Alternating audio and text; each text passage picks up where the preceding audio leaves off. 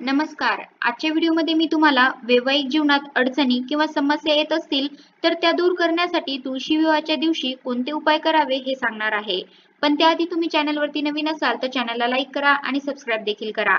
कमेंटमध्ये श्री स्वामी समर्थ किंवा ओम महालक्ष्मी नमः लिहायला विसरू नका.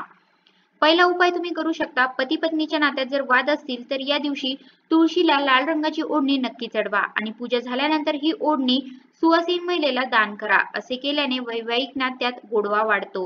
दुसरा उपाय करू शकता. तुळशी विवाहाच्या दिवशी काही पानांना पाण्यात टाकून ते पूर्ण घरभर शिंपडा.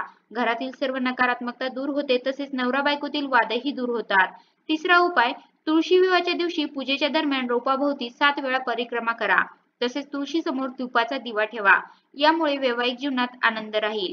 चौथा उपाय. तुळशी विवाहाच्या दिवशी तुळशीला लाल साडी, शेंदूर, ओढणी यासारख्या गोष्टी चढवाव्यात. यामुळे तुम्हाला अखंड सौभाग्य प्राप्त होईल. पाचवा उपाय. तुळशी विवाहाच्या दिवशी तुमच्या जोडीदाराबरोबर मंगलाष्टकाचं पठण करणं शुभ मानलं जातं. यामुळे आयुष्यात सकारात्मकता वाढते. सहावा उपाय. घरात सुखशांती टिकवून ठेवण्यासाठी तुळशी समोर तुपाचा दिवा लावावा. असे केल्याने घरात सकारात्मक ऊर्जा टिकून राहते तसेच आर्थिक समस्यापासून मुक्ती मिळते. सातवा उपाय.